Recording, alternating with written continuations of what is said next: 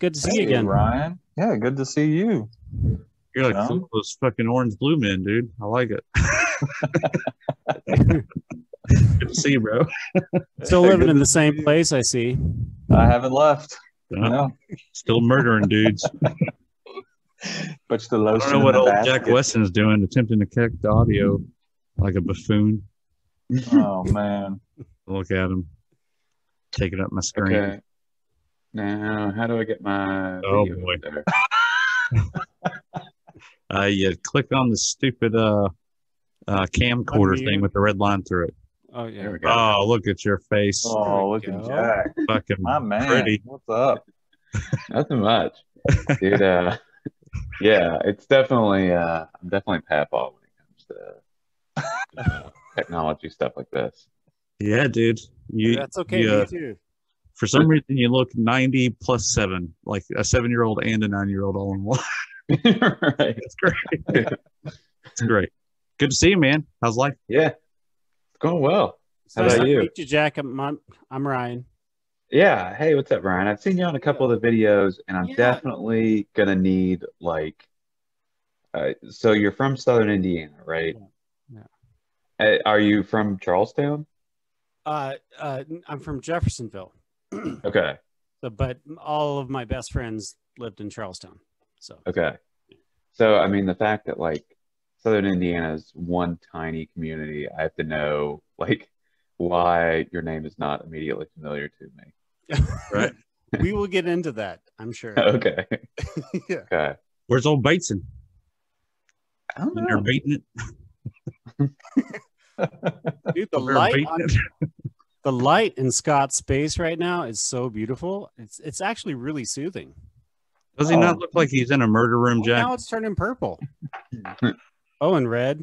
Definitely. Oh, I've got a little slow transition going. Oh, yeah. Yeah. Yeah. For Something. the saw effect. It keeps me calm all day.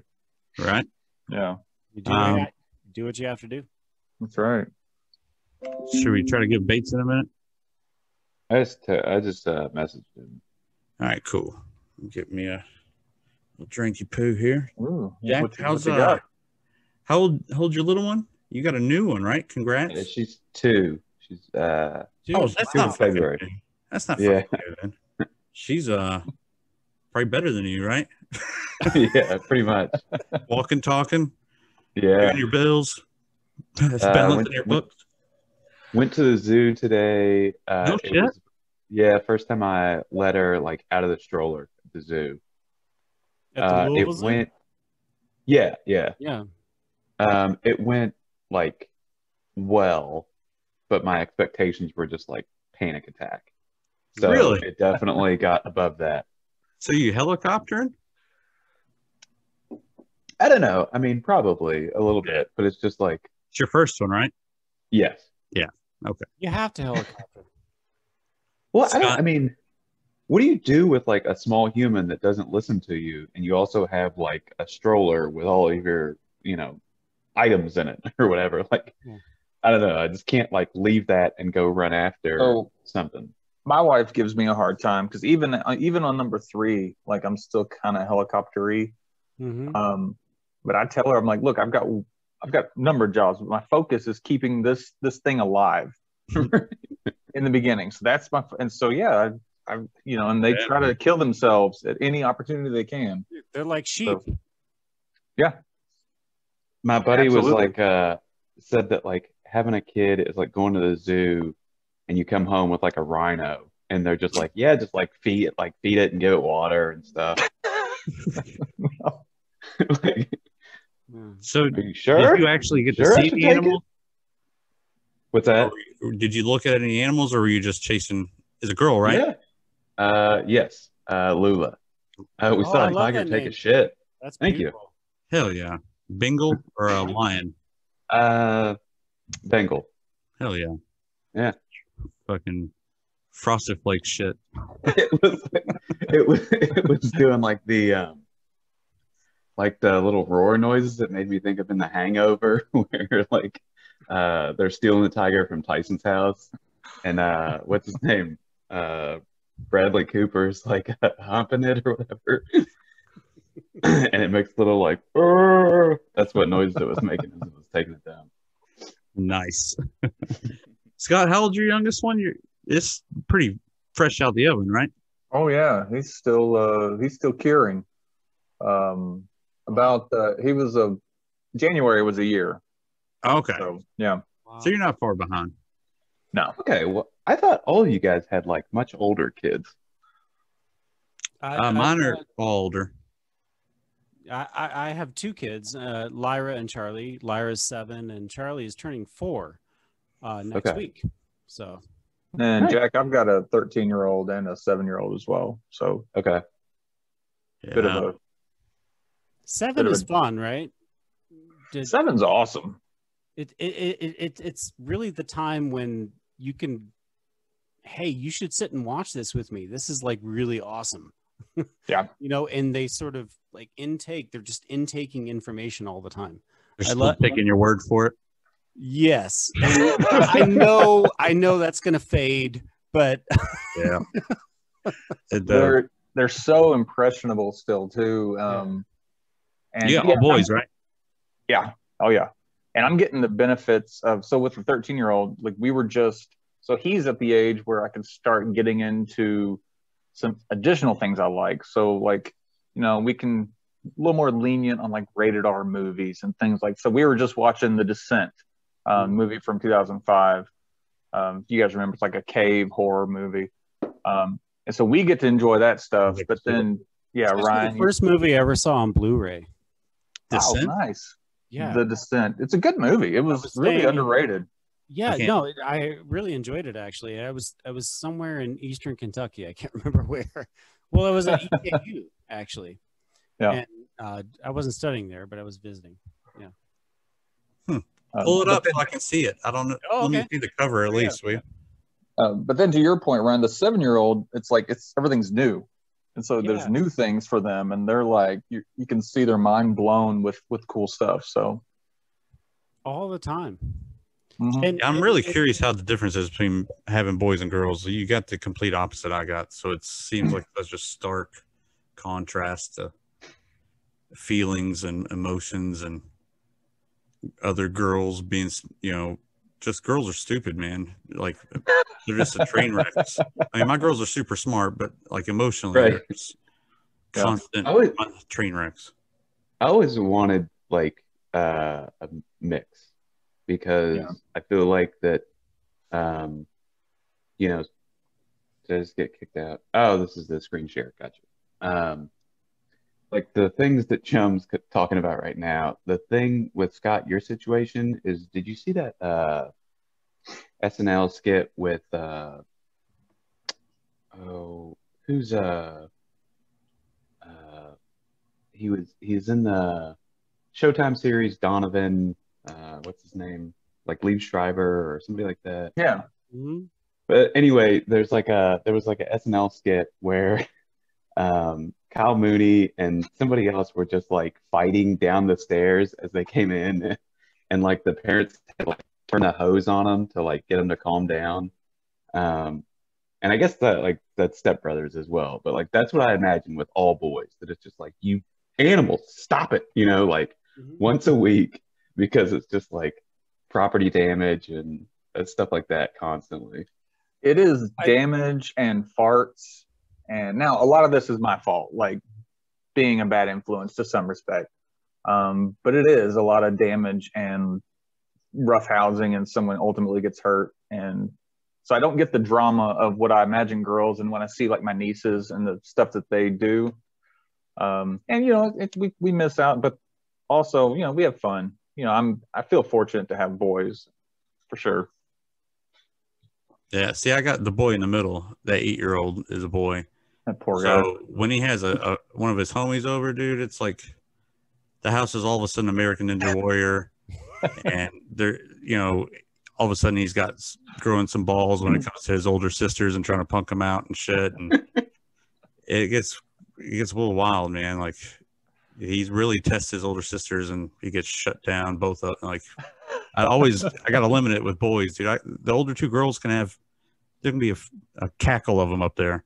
and wouldn't I'd go up there and see him TikToking and shit. It's not that big of a deal, but Up there dancing. more than one 8-year-old dude.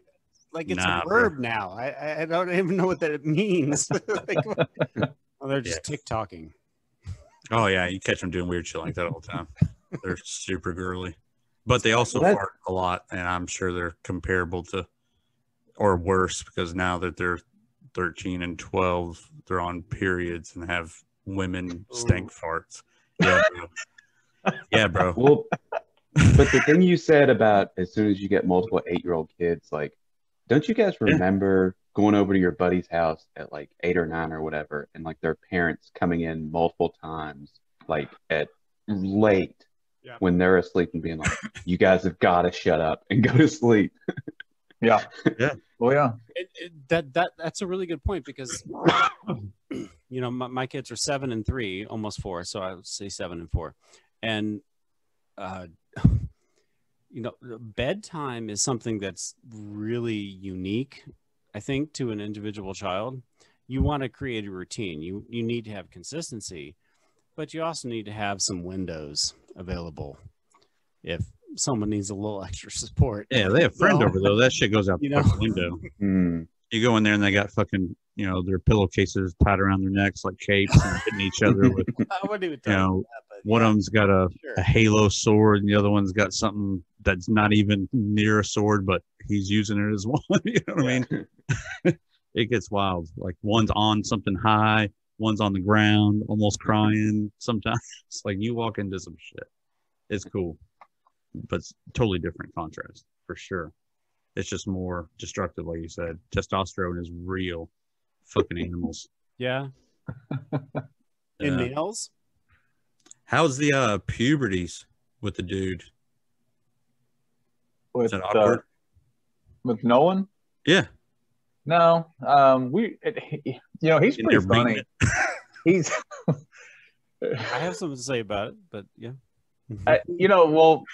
He's pretty conscious, like, because I'll tell him, be like, dude, you gotta put on your deodorant, dude, you stink. And there's things like that where he's like, oh yeah, I'm terrible. And so like he identifies with and understands and is more open about it than I was. And I think he's obviously just a different personality. I don't know. It's funny. Like my relationship with him, with all my kids, is very, and I'm sure that's the same with all of us, I would assume, but it's very different than the relationship I had with my parents. Like completely different. Like our communication, our interactions. I feel like you try to improve on it, right? I mean, it's like, oh yeah, you see, and I don't say it was faults of my parents. I think they were just different. It was a different time. I think it's something that changes and will change with their engagement with their kids as well. Yeah. But no, we're pretty open. Like Here's a weird question for you. If there was a parenting technique you could go back and like just convince your parents to do differently or change, what would it be? Ooh. That would have made everything just a little easier to deal with.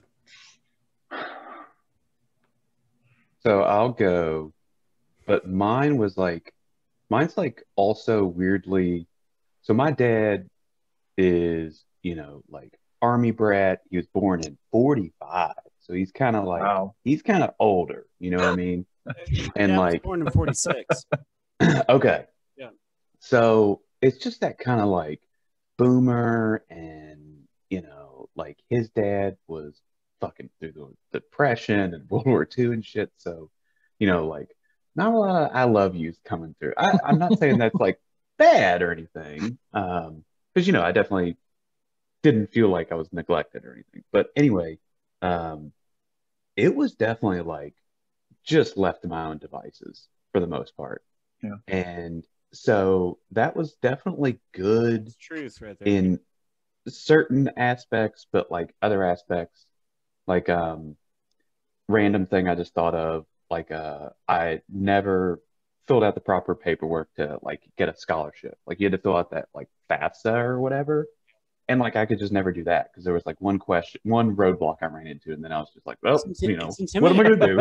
I have to contact 2 other people now so that I can answer this one question. Right. And so I was just like, what am I gonna do? Fuck it, I'm done. And so if I could have him change something, it's to like assume I'm an idiot and like hold my hand some more, But at the same time, like it worked out well in other areas. So Yeah. I don't I'll give know. you mine. I think for me the biggest one is just like admitting you're wrong from time to time. Yeah. That's a Like good one. a good my bad. You know what I mean? I was He kind of a did that a dick or couple something like times. that. I He did that always a couple say times. that's good, dude. That's a big deal. Agree. Yeah. I'm quick to say that shit. Like I'll give you my bad and hey, I fucked that up. You know what I mean? I also have to be the cynic a little bit here and say that at least my relationship with my parents and a lot of people I talk to, people I know, I mean, younger generations seem to understand that a little better, and I think that's a natural process of life. We evolve. The younger generation realizes that, oh wait, we need to move on from this one particular thing or whatnot, or this general topic.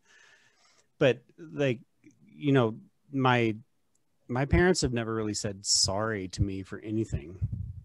Yeah. And that's fucked because you put them in a weird category. but I say those things to my kids all the time in the moment. Yeah. When I know I did something wrong, like, oh wait, I just lashed out. I shouldn't have said that. Yeah. I'm sorry. So I'm sorry, Lyra. The only thing I was going to say is that, like, Chum, I'm glad you said that because I've thought that before. And, like, the reason I think it's important is to, like, instill in a kid, like, no, you can tell an authority, like, you fucked up and, like, don't do that to me, So I think that's, like, plays a big part in that. Mm-hmm. It's hard because we try on one note, like I'm the same way. Like I'm hard on my boys. I'm very strict as a parent. But also, and I'm not strict where I'm a complete asshole, but I'm strict enough to where I'm not going to raise assholes. Well, like you're trying to establish consistency. Absolutely. Yeah, I like that. Don't want to raise assholes. No, I don't. And there's too many of them out there already. So yeah, I respect that so much. For real. Please let us not raise assholes. But there's times where I go overboard. And like you were saying, Ryan, and then after it's done, you're like, ooh, that wasn't good. Mm-hmm. And so, I'll go to Nolan and be like, okay, this was wrong, and here's why, and I shouldn't have said this, and I shouldn't have been this hard. Let's talk about it. And I think they appreciate it. But no, it wasn't like that with my parents, for sure. But again, it was, I try to give them a pass because it was a different time. Very different situations. I don't know. I mean, my grandparents raised me, dude. I got the fucking belt and shit. You know what I mean? Oh, Flash waters and yardsticks and belts. I had the belt. Terrible kid. I had soap stuffed in my mouth. Yeah, same. All the time. One of the worst beatings I ever got, dude, was for getting water on the floor. And I was stood up in the bathtub and wore out with a belt. I fucking wore out, dude. It was fucking rough. It's never even entered my brain though as something that could be a part of my actual reality as a dad. Absolutely not. It's fucking mind-blowing, dude. Why was that acceptable on any level? Right. Like, no matter what filter you have to run, I get it. Your mind through. I probably shouldn't have got the floor wet. It did teach me. Yeah. But I say all the time to mine, there's no difference between me and you. I'm just older and fucked up more. So I'm just trying to prevent you from as many fuck ups as I've had. That's all I can do is keep you safe, protect something you. I was going to continue with what Jack said is, and I lost my train of thought there, but, when I was growing up, I thought, let's use teachers. And I have a lot of respect for teachers. Don't get me wrong. For sure. But they're just people. And so it doesn't mean that they know it all. And so I try to teach Nolan that, look, these aren't perfect people, and you can't hold, just because they're older, you can't hold them to this higher regard. Like, beanbags this teacher. Yeah, perfect example. He loves Bag. He absolutely adores him. It's awesome. Sure, dude. Hell yeah. Oh yeah. But no, it's important to make sure that to give them, to make sure they understand that respect is earned, and they need to question things that they don't understand. Yep. But it's hard, they're kids, and my oldest is a lot like I was, where he thinks he knows what's best. He's got it all figured out. And I try to tell him, like, dude, I was an idiot when I was your age, and you're just like me. So let's just listen to what I'm trying. And he's like, whatever. I'm like, What's the personality difference between the 13 and 7-year-old?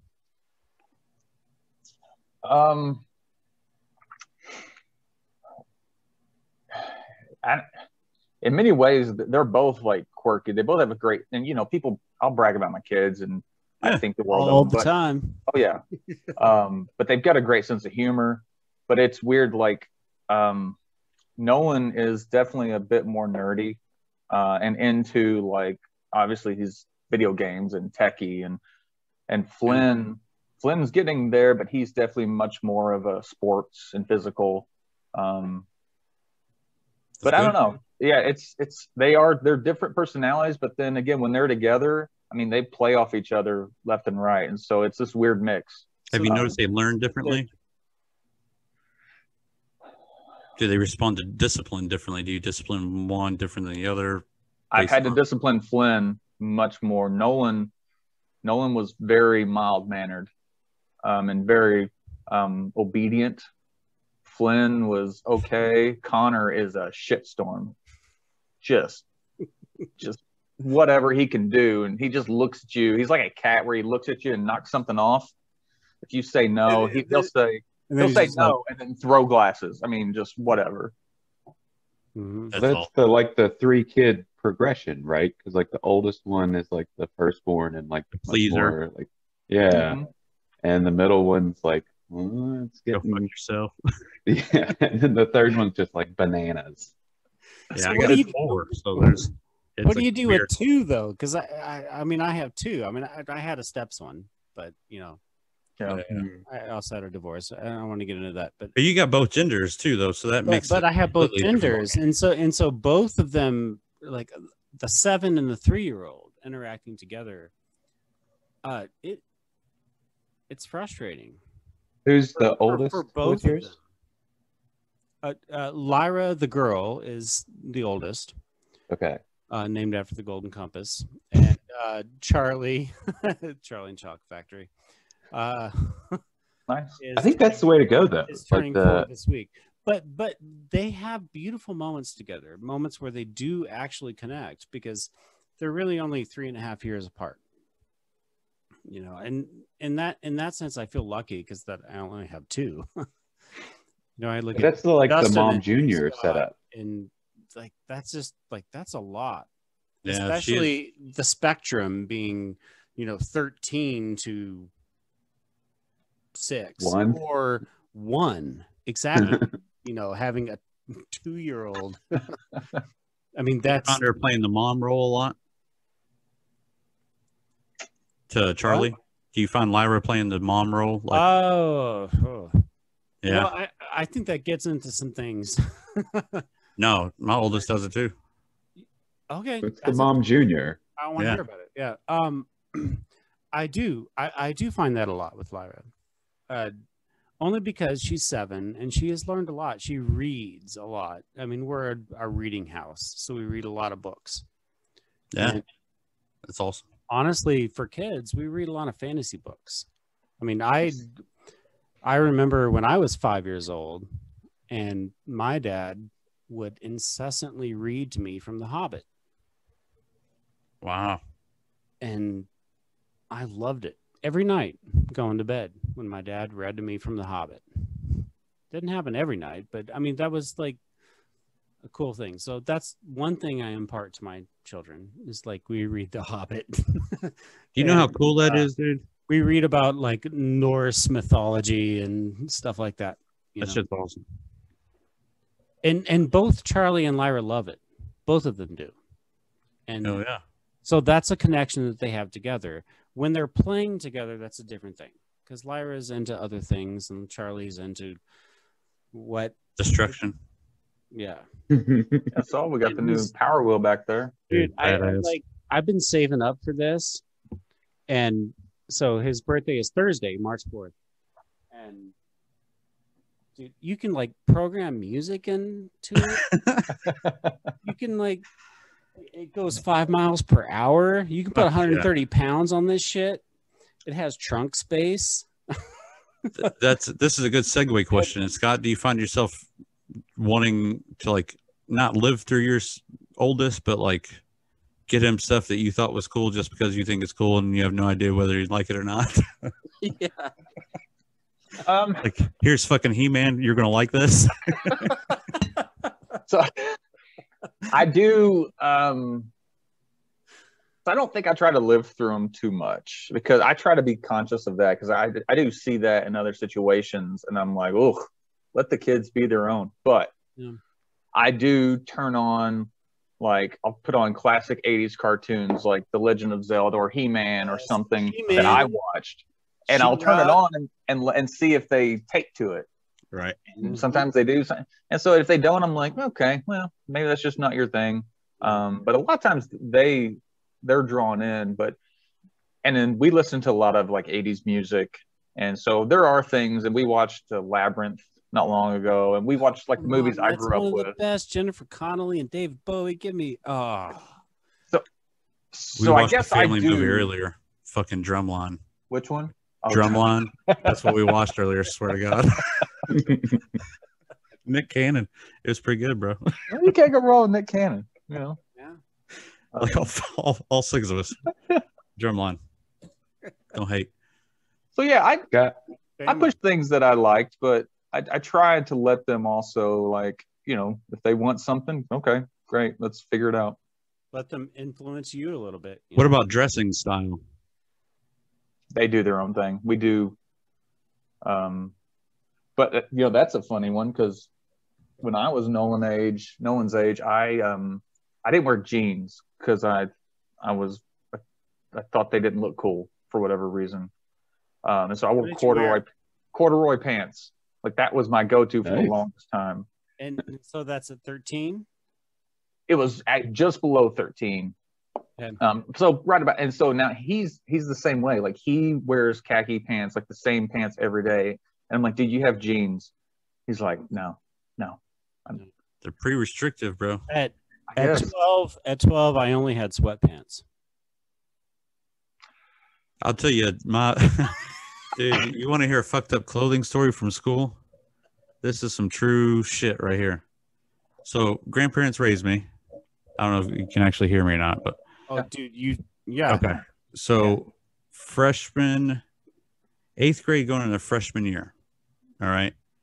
My grandparents just fucking, at this point, were just sick of me. You know what I mean? Like, get the fuck out of my face, stay in your room, whatever. Just leave us the fuck alone. We're old and, you know what I mean? Bad health, whatever.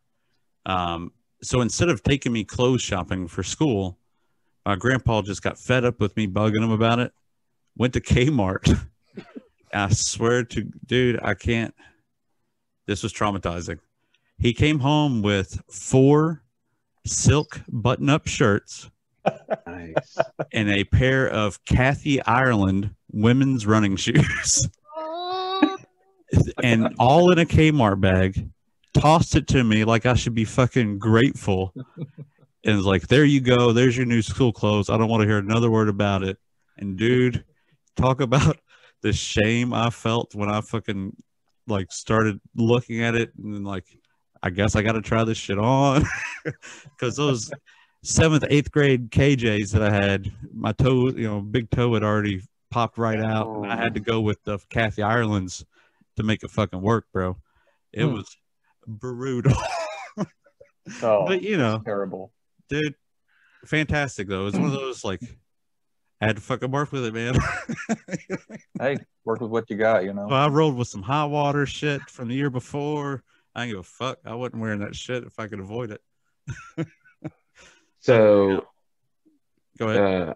I went up to my grandma lived in Ohio, so went up there. This would have been, I think, like maybe 8th grade or something like that. And so this is like 94. I didn't have a set team. Like I would kind of like bounce around the teams or whatever. So for like that couple year run, I loved the Buffalo Bills because it was like they were just badass team and they were like good, but also not over the top good. So I had like, I don't know. I just had that personality where it's like, if a team's good, then fuck them, you know? Who was your player at the time? That's around like the Giants, New York Giants, and the Bills in the Super Bowl. Yeah. Yeah. Well, the Bills were in 4 straight. So yeah. That's true. I think Thurman Thomas. Okay. Thurman Thomas. Well, it was like that K-gun offense where it was. So it was Thurman Thomas was the running back, Jim Kelly was the quarterback, and Andre Reed was like the receiver. So it was a cool team. Whatever. Go up to my grandma's house, and like that was around Cleveland, but they like just had bigger stores than like the Green Tree Mall or whatever. Yeah. So they had like an actual selection of starter jackets, versus like the Tar Heels. The Tar Heels, the Bulls one, the Colts one or whatever. How much did those go for at the Green Tree Mall? They were not cheap, and so that's the other. I never bought one because I could never afford one. You know, I was just like, but I always walked in through and was like, oh my. That entrance, yeah. I think the pullover is about $80. Yeah, even back then. Yeah, that's the starter was the shit. You know what I mean? It was no FUBU. Yeah. You know what I mean? Right. Sorry. Continue. No, you're fine. So this is like the summertime visit because, like I said, she's in Ohio, so we can only visit, like when school's out or whatever. Summertime visit. She's like, okay, like we see it in their Champs or whatever. This is before a Champs existed around here, and so it's like, all right, we'll get it for you, and I was super pumped. Get back to school, and like, I don't know, as people were just like, fucking starter jackets, those things fucking suck, like whatever. Never wore it to school. Yeah, never wore it to school. And like as an adult, and my, like I'm glad she lived in Ohio because like my poor grandma would have crushed her for me to just be like, no, some moron other 13-year-old said it wasn't cool, so I do not want your gift anymore. But did you give it back? No, I didn't give it back. Shoot. I just sold it on eBay like within the last 9 months. Nice. At least it was in good condition. You never wore it. Yeah. That's awesome, man. Bills were that's a shit. But I do remember the Tar Heels when I eventually got there, but I was way late to the game too. I was probably 16 or so, you know what I mean? Sophomore, like this was 98. I really don't mean this to be dark because I find it funny right now. But I got beat up in middle school because I wore a fake Michael Jordan jersey. It was around that time, 93, 94. It was fake. What was their issue with it? Well, because it was a t-shirt. It had a print of Jordan's jersey. Okay, yeah, I know. And I was so proud of it, but I got the shit beaten out of me outside of the school bus. That's bullshit, man. I'd rock one right now. Well, no, I definitely would because I knew even at that time I was right. But the point was that what? Like that's just dorky or something? Yeah. And you were like, fuck you, it's not dorky? Dorky. Okay. Yeah, you can't get a real jersey. Okay. Shit like that, I'm sure. I mean, I didn't know if it was like you're huge. 93. I didn't know if it was like you're desecrating Michael Jordan by jersey being in t-shirt form. Michael Jordan. Trying to show love to the champ, that's all. Something little homie had to get all fucking specific about it. I watched Bulls religiously back then. Scott, have you dealt with any bullying situations with your oldest in school? Oh man, I've got a story. Yeah, I mean, schools aren't going to change. They're a lot of the ways. Giving or receiving? Receiving. Yeah, no, I definitely try to instill. I told my kids, if they're the bully when they get home, dad's going to be the bully, and we're going out back. Yeah, so I've told Nolan that because he's told stories, and I'm like, dude, if you pick on somebody, you're gonna get it hard. To the shades of orange you must turn. I can only imagine.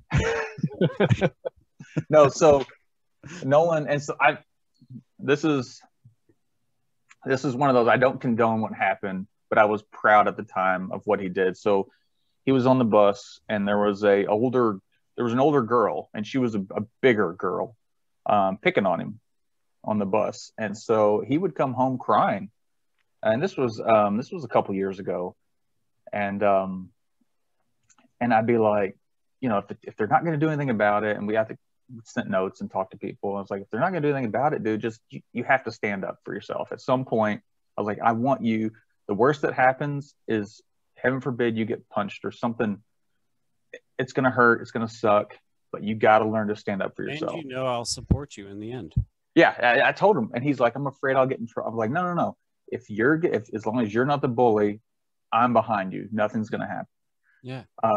And so I don't remember how it got started, but there was the final day, and she, this girl, I can't remember what she was doing or saying to him or picking on him. Apparently, he stood up on the bus in the middle of the thing and said, "All right, come at me, whale." And I was like, Attaboy.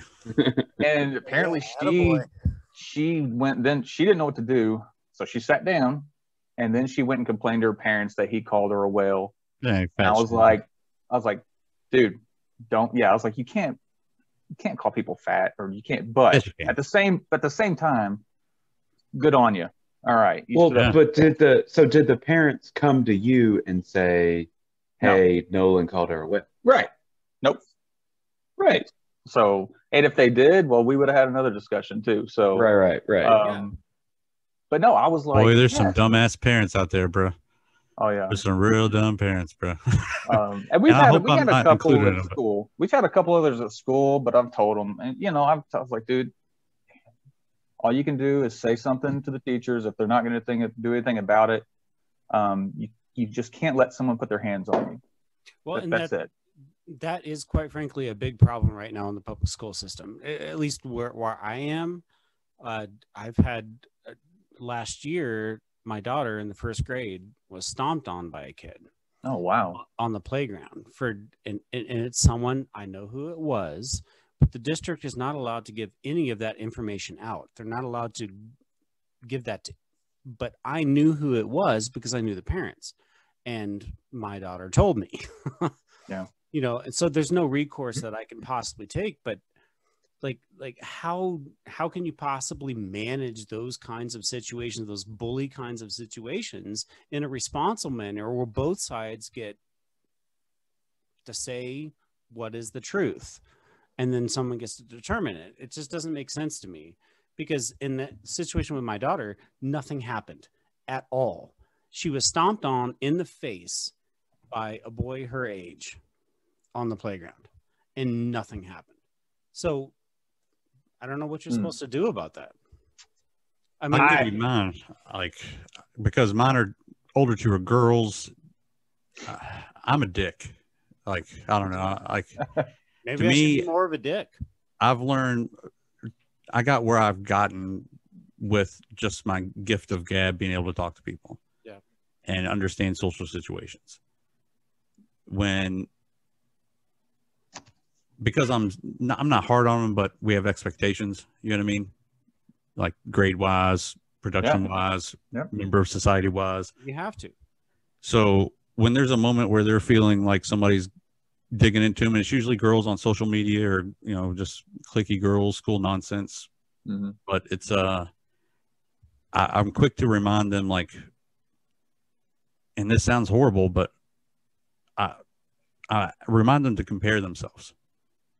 Ask themselves why they're doing it, why you think they're doing it, then compare you to them. And if it continues, you just start pointing out how much better you are, because you will beat them into submission with just sheer words if you are capable of expressing your words correctly. Okay, because I agree. If you do anything else, you beat them into submission, boy or girl alike.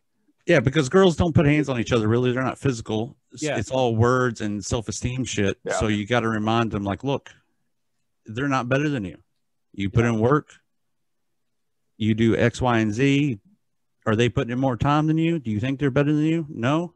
Then remind them. In the end, it doesn't matter what the fuck they think. Like, Yeah. you know you are better. So. But if they're stepping, you got to remind them where they stand. Exactly. But here's what I did with my boy. He had one in, was it kindergarten or first grade, Jeff? He had a little kid sitting next to him was cussing at him. Like he would say cuss words to him like bitch and fuck. And this is kindergarten. Liam coming home like several days in a row. His kid's cussing at me. Wants, you know, he's going to get me in trouble. He's calling him a bitch and shit. You know what I mean? Mm-hmm. So I level with him. Like, look, why do you think he's saying this? Where do you think he learned these words? Obviously, he's probably at home. His parents aren't probably the nicest people in the world. They probably don't care a whole lot about him if they're allowing him to behave this way. Because if he's doing it in class next to you, he's certainly doing it at home. So here's what you do. You go to school, and when he says it, just pretend he didn't say it loud enough you couldn't hear him. And just ask him to repeat himself until he says it so loud that the teacher hears him and he gets in trouble. Kid you not, the next day he came home grinning ear to ear and fist bumped me and said he got in trouble because he just turned to him and said, "What? I can't hear you." And the kid said, "Bitch." You know what I mean? Like, it just instantly got in trouble. I was like, score. That's how you do it, bro. There's a couple levels to that, though, because it's the art of ignoring. It's the art of distraction. Just being aware of the social situation, really, and using it to your advantage. But there is empirical evidence to back that up. You know, being just ignore the terrible behavior, and maybe it will go away. It doesn't go away in all circumstances, obviously, but in situations like that, in social situations, it makes perfect sense. Yeah, it's genius. It is. Yeah, we like to argue and make fun of each other here, so it's like a dog eat dog situation where we build each other up, but we keep each other honest, if that makes sense. We're quick to support and love, but we're also quick to remind you kind of stink. You need to take a shower type shit. Yep. So I just remind them being honest is the first thing you got to do. But once you build that respect and trust with a friend, you shouldn't feel any obligation to like sugarcoat anything. That you have more obligation to be honest, because they have friends who are not as smart as them and don't try very hard, so they hold them to task sometimes. And I appreciate that. You know what I mean? It's a big deal. Teaching you to be honest with yourself. Like, look, you're going to be living in society with these people you're going to school with. What kind of people do you want to live around? Dummies or people you held to task and made something? Mm-hmm. You know, that's how you got to look at it. Because either you're going to serving you fries at McDonald's, or they're going to be having an intellectual conversation with you and doing something positive. Your choice is what kind of influence you want to be on them. Well, and that's another one I'm trying to help, just with Nolan anyway, is help him understand. And again, it was something I didn't think about, obviously, when I was a kid, but in regards to the people you hang around with, and trying to make sure that you're hanging around people that are going down the same path as you, whether that's trying to better yourself and not taking you down a separate road with them. Supporting your choice. Yeah. But you got to feel challenged too a little bit. Yep. Every day you have to. I think that's the only thing that makes a kid grow. It's the only thing that has made me grow. You know, competition's very healthy. Not necessarily. Well, okay, yeah, competition, yeah, in a traditional definition, yeah, sure, but like, just we don't need to pit kids against each other. But wow, the real world does. Well, I don't know if this is, well, finish your thought if you want to, but Chum, No, interesting dynamic that you have here. Chum is not wrong. The real world does, I have a problem with that. But you know, yeah. I mean, Nolan could be my coworker in 5 years. Mm-hmm. Legitimately. You know what I mean? Yeah. Well, So maybe I'd the prefer reason you not be a Chum dick. Chum is the reason you feel that way. I like to think, especially whenever I got out into the world, is that like Charlestown was sort of like a unique pit of vipers, like maybe just our age cohort, where it was like, okay, like I don't fear, I fear very little in the workplace. You know what I mean? Like in the same way that I noticed maybe other people do, because it's just like, oh, I grew up around like, you know, some Savages. yes. I've referred to it as Gen Pop. I grew up in Gen Pop, like because I think in prison that's what they refer to, you know, general population. Yeah. But I mean, like, I really think that Charlestown at that time was like a unique, like, ooh, there was some like everyday, like, there were some psychologically disturbed individuals, you know, were definitely around. Yeah. Like, my group of friends were like, I think above the level of like what you guys were talking about with like the bully thing. Like, it just fucking sucks to be a little kid, especially, well, probably little dude and little girl, but like at that age. And then like, I don't know, just like the people that roam the halls, it was pretty rough. It was pretty rough. So I don't know. Yeah. Where'd you go after high school? Like, what was your first experience on your own as an adult? Like college, were you living off campus, like on campus and shit? No, I definitely didn't like at IU, like I hung out with Bill and Jamie Okay. and TJ King and stuff like that. So it was like did not branch out in college. So like But the you at first least, you know, had a safety net almost. yeah, but I Familiarity. mean like I definitely remember the distinct feeling of going to work at Humana. So like coming back home basically and going to work and being like, this is crazy. Like, you know, like I'm meeting new people and then, like Tuesday I'm doing volleyball and Wednesday I'm doing trivia, and, you know, like what I imagine a lot of people's college experience is like, you know what I mean? But like that Charlestownness was still in me too deep. Like it has benefits of being able to like talk to anybody or whatever, but like to a certain extent, you're just like, oh, you're not from Charlestown. Like, I don't know if I can talk to those dudes over there.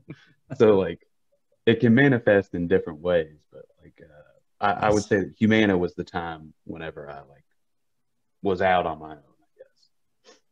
It sounds like it was kind of your security blanket almost. Yeah. Hmm. Yeah. Scott, what about you? After high school, did you? Dude, I lived with Tim and Jerry. Yeah, okay, I remember that. So I still had a bit of a security blanket there. As it was a wild time. Now we branched out and we had different friends from. I ran with a crew from Circuit City. Oh yeah, yeah, I remember. Nice. That was wild, but no, yeah, I think it was really my first. Did you work at Circuit City? I did, yeah, in the road shop. I did as well.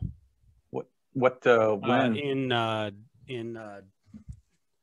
what's Circuit City? In well, it was in Clarksville. what year were you there? You think? I can't even begin to think. I think I joined. I also worked at Service Merchandise. Hell yeah. Reference it on your grade, maybe. So I joined Circuit City in 2002. I graduated in 97. Okay, so I was at Toys R Us before that. But I think my first career. So like when I joined American Commercial Barge Line, and that was like my move into the career world. That was eye-opening, and I looking back on it, I was still very immature, in a very emotional and immature on a professional level. Like high school and college it didn't really get me anywhere. Like I had communication skills, but they were stuck in my communication skills with my Charlestown group and my Circuit City group, which did not translate to the corporate world very well.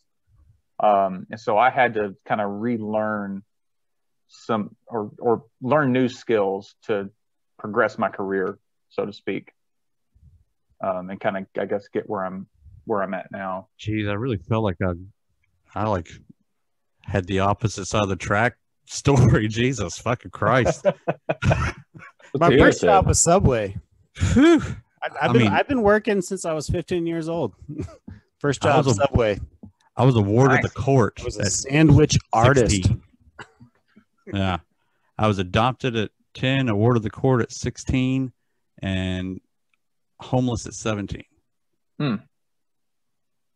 Yeah. Yeah. Fucking totally different ballgame, bro. Oh, yeah. It's just a different lifestyle. Like, I hear you say it, and like I can remember you living it, but I can't imagine that life at all, like the experience was.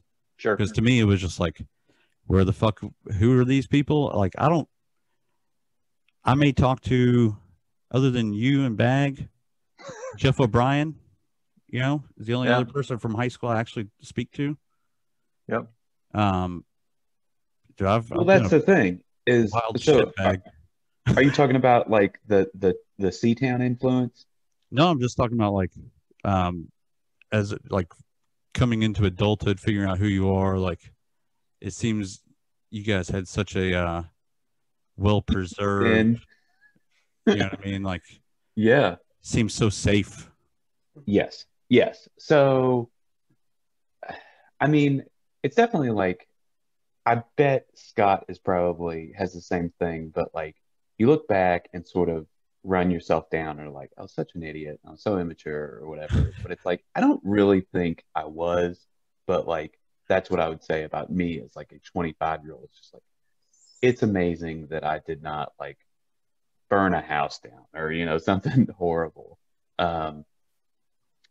But I mean, yeah, like I kind of put like late 20s as when I was like, okay, I guess I was kind of all right then.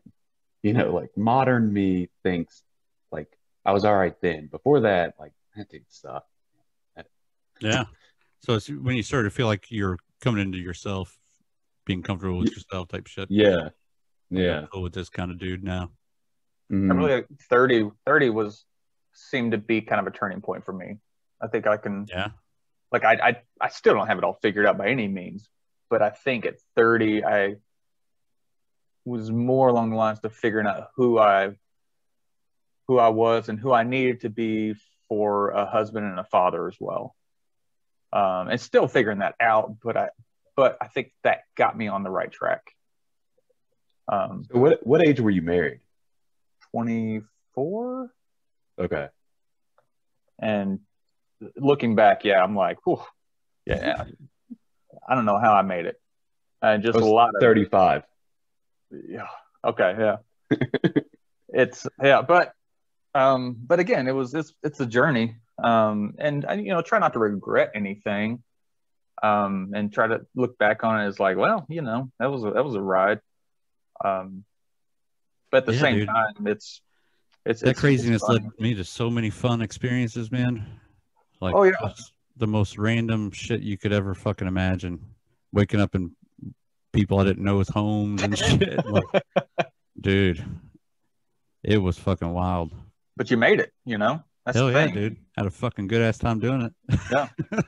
That's, those are all good experiences to me because I appreciate fucking everything. Mm-hmm. Not having anything and truly feeling alone is a fucking horrible fucking. I really think it's related to schizophrenia, and I think that has a lot to do with why men are more prevailing victims of schizophrenia. It's because a woman, when they're alone and single and by themselves, homeless, can find comfort a lot easier via a man or whatever than a dude can. So when you're a dude and homeless and truly alone and scared, all you have is your own thoughts. And you're way likelier to go insane as a result. That's basically how schizophrenia starts, with like a psychotic break through a stress-related situation. You know what I mean? what was your experience holding babies before you had your own? Oh wow! Did you ever change a diaper before you had a baby? Yeah. Did you have somebody babysit and held a baby all the time? Any experience like that? Either one of you, Jack. Scott, I still don't hold other people's babies either. I don't like to do that. It's weird. I don't know. I will second that, Scott. Yeah. Jack? I had no experience, and I think you guys should still. We have a motion on the table. Had never held. I had no younger cousins or younger siblings or anything like that, so I had zero exposure to kids. Where'd you go? All I can think about is smoked bacon right now. Where did you fucking go? I just want some fucking smoked bacon. I had to plug my charger in. Oh. I guess I had nephew. So nephew when I was 30, 31, something like that. Yeah. Who was your closest friend that had a baby before you? Did you have any close friends that had a baby first? You're saw a little bit, got a little taste of what it might be like? Nothing? I think Jamie, but I didn't really hang out with. I didn't really hold his kids or anything. But it was the first time somebody was having a kid that could be yeah, dude, I'm having a kid. It wasn't just yes, I'm looking forward to it. I'm truly excited. That's simple. It's just it's fucked up, isn't it? Hell yeah. That's a beautiful thing, man. Me, I never held them either. Never changed a diaper. Before I held my own child the first time she was born, I had no idea. Yeah, I think that's the moment. Every child I held before that, I was like, okay, this is really interesting. And this is a little strange. And it feels uncomfortable because I feel like the responsibility is not on me, maybe. But the first time I held my own daughter, goddamn, nothing like it, bro. There was nothing like that feeling in the entire world. Mm-mm. It was a fucking earth-stopping thing. Ryan Connell left the world. Yeah.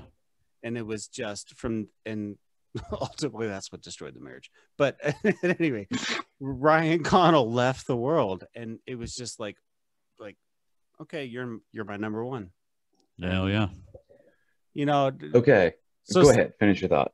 There's some nuance to that, and I don't want to get into all the other stuff because I have a good relationship with my ex. But I'm just pontificating about the first time I held my daughter. So I'll say I heard exactly what you said 10,000 times before, right? Mm-hmm. And for me, when she was born, don't be wrong, I felt weird, or sure. You know what I mean? No, it's not a comfortable feeling. But also, it was just it didn't seem like it was my moment in the same way that it was hers. You know what I mean? Absolutely. And I definitely think that I think that people cite the kid being born because of maybe what it means or whatever. But I definitely remember coming home from work and being okay, go in and change her. And she's just making that they can't really smile good yet or whatever. And I was just dancing like an idiot to just whatever, because I'm fucking pumped that, I got home from work and just to me, that was better. You know what I mean? Than when she was born, because it was the born was just so hectic and okay and whatever. Well, and so many unanswerable questions. Mm-hmm. I'm just glad I didn't shit myself. Yes. I was really close. Yeah. Because I was bearing down when she was bearing down. I was really close to shitting myself with almost every one of them. it's just you do it, you catch yourself doing it. All right, breathe. You're just like fucking prairie dogging hard. But Dude, it's just magical. I was a goddamn mess. All three of them. Dude, just fucking shit coming down. Just couldn't contain it. But how long were labors? Like Justin, you've had so many. I mean, well, the last one was the most interesting because it was no epidural, all natural. So it was basically an exorcism. Fucking wild. But the most beautiful thing I've ever been a part of, like, well, magic wise. But there is the stark difference between somebody who's had an epidural and is just, it's mostly fear and, you know what I mean?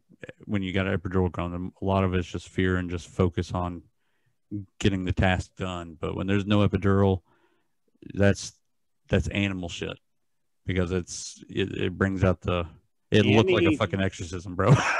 You can see the baby standing up in there. It's just like fucking. Annie did all three of her births with no epidural. Amazing. Seriously, it's the most respectful thing I've ever witnessed. I have no idea how she did it. It's the most amazing thing. Yeah. Mm-hmm. The last time she used laughing gas for Charlie, she used laughing gas. Yeah. Really? And the hospital charges $3,000. That was fun. We had midwife. Oh, the midwife. Yeah. We did for Lyra.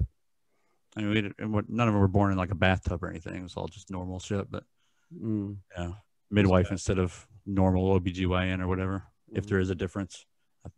I think there is. They were super friendly. Dude, midwives. It's the same one for all of them except for one.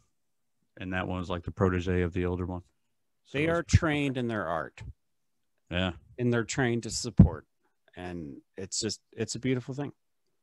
With our second, we waited too long because Adrian knew she wasn't going to get to eat anything but ice chips. And she was anticipating so we were at Denny's eating just a bunch of just shit. Moon's over my hammy. And she's having like pains. And finally I'm like, we got to go. And so we go home and I'm like, I'm freaking out. I'm like, we need to go to the hospital. And she's having contractions. So finally we get there. And I mean, it was like boom, boom, boom. Like they got her and they're like, no, we got to get you upstairs. Water broke immediately. Nice. It felt like the doctor basically came in, just did this and goes, whoop, we're having a baby and gone. Hell yeah, dude. So it was all natural. But the funny, with Connor, so one of Adrian's brother-in-laws, Nick, he's a fantastic guy, but he loves just to do funny shit. And so with Connor, we planned it. So we got to the hospital super early in the morning. And so we're sitting there and it's just her and I, and they're getting her comfortable, blah, blah, blah. And we hear a knock at the door, and here comes Nick with this big wrapped thing. And actually I've got it here. Let me flip on a light real quick. And dude, you better hide your murder victim. Hold on just a second. Still on 321 Kill Street. Something, dude. He's not 21 Jump Streeping. Yeah. What's he getting? Holy shit. Can you see it? Oh, whoa. Oh, wow, dude. Oh, that's beautiful. He brought that to the hospital? To the hospital. So he brought it to the hospital. And so we ended up putting it above her bed. Because I don't know if you guys are Ghostbusters fans, but they maybe not Vigo. It is Vigo of Carpathia. Yeah, it's awesome. Not Gozar. Gozar is the first one. So anyway, but it was hilarious. And so hell yeah, we dude. left it up in the room, so every time someone would come in, they were just confused as hell. Of course. Like, what is? It's like, anyway, I just wanted to share that. Yeah. Fuck yeah. I'll give you my funny first one's birth story. Can I tell that, Jess? Is that appropriate? Okay. My oldest was born on Easter. So we were at Easter family gathering. Jessica's having contractions. Everybody's fucking trying to got their wristwatch and trying to time them and do all their mother hen nonsense of, let's walk you. We literally walked up and down the road a couple times. So they start getting close. Me, her mom comes with us. We go to the hospital, take her up there. Midwife comes in, checks her, and she's like, "You're not ready yet. Go home and have some sex, and I'll see you in a couple hours." Oh, And dude, her mom is standing right on the other side of the bed, holding her hand, and I'm like, "You heard the lady," It was super uncomfortable, but I'll never forget that, dude. Like, it worked, obviously, but it was so uncomfortable. And she's, as traditional Asian as it gets, Jessica's mom. So real embarrassed about things, you know what I mean? but she was So, dude, honest. I've never seen her eyes so round. I think a waspy as fuck person would be as embarrassed by that. It was rough, but it's a memory I'll never forget, though. You know what I mean? One, it was true and accurate, and two, it was fucking hilarious and awkward. That's life. Then I fell asleep for the second one. I dozed off on the couch while I was waiting, and they woke me up as she's about to start pushing. I kind of felt like a dick. She'll never let me live that down. I was fucking tired, bro. Jack, are you guys planning for any more? Yeah. Yeah, nothing. I mean, How old is she? she's Brittany. Yeah. She will be 37 this year. Okay. So I mean, like, fucking time's an still issue. Yeah. Yeah, but I mean, 38, 39, 35, What's that? she says. Just as a nurse, we were just having that discussion about age, like when women are recommended to, high risk, they go into that high risk category. 35. Yeah. So, I mean, I don't know, man. Like, I love having two. Would you have another Okay. one? Me? No. Dude, I'm all about it, bro. I mean, I love two. I love the dynamic. I would have 15 of them if I could, to be honest. Like, I'm the odd one out here because I want to I'll hold fucking strangers' babies, bro. For real. Like, we're at a basketball game, kids' school or something. There's strangers sitting 2 rows down. I'll hold that baby all day long. I fucking love babies. They're the best. Just fucking amazing. I think they're fascinating. I don't know. I don't know what it is that I don't want to hold them. Yeah. it's like I don't want to break it. Nah. Yeah, bro. I think that's what it is. Yeah. I got this. Responsibility. I mean, it's a responsibility we all take on. But like, Jack, you were talking. So how many do you want? I mean, dude, so That's like a probabilities. question, I know. I'm just saying. No. I mean, like more than one for sure. But Okay. I mean, like, Yeah. probabilities enter into my brain too much for me to like. I mean, there's issues with the woman being over 35. There's issues with the guy being over 40. I think on like autism type stuff. So it's just like, that stuff enters into my head, and like, I don't know. Yeah, I feel you, bro. Yeah. Stressful. Yeah, it is. So I wish I could have got started a lot earlier. We had a lot of issues too. We had 3 miscarriages. Oh my God. Yeah. Man, I can't imagine. That's terrible. Yeah, that's definitely. And I'm gonna walk away again to get another beer, but I think I can continue to talk. So yeah, I'll tell you this heartfelt story as you guys look at smoked bacon. I'll support that. Can you bring some bacon back? Yeah. Yeah, I mean, that's definitely something that, like, as a dude, you're kind of just like, yeah, I mean, it sucks, right? But, like, I don't know. It was just definitely so much, like, super different on the other side of it. You know what I mean? Especially, like, the first one was an ectopic, which, like, that's the shit that used to kill women back in the day. You know what I mean? When births would kill women constantly. So I was kind of just like, well, shit, man.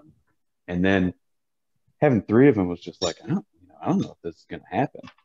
So yeah, we had Did a you lot of guys trouble. go to like fertility doctors or anything? No, after, I don't think she agrees with this, but like after 3, that's when like insurance will pay for hormones or whatever. Mm-hmm. I'm convinced that the hormones are what helped, because like we would always lose it right at that first trimester mark, like the 12, 13 week or whatever. So I'm convinced that it did, but she has pretty good reasons why she doesn't think that it did help. But we didn't have to go to the fertility thing because we didn't have any trouble conceiving, but it was just keeping Attaboy. it around. Yeah. Yeah. I was surprised I was as fertile as I was, bro. For real. Like, Yeah. because our Had a little oldest are only concern 18 there, months huh? apart. Brooklyn and Chloe are 18 months apart from each other, so it was back to back. It was, Irish twins. yeah, dude, they're inseparable. They couldn't be more opposite personality wise, but they're glued at the hip. You know what I mean? It's Tweedledee and Tweedle something, that's for sure.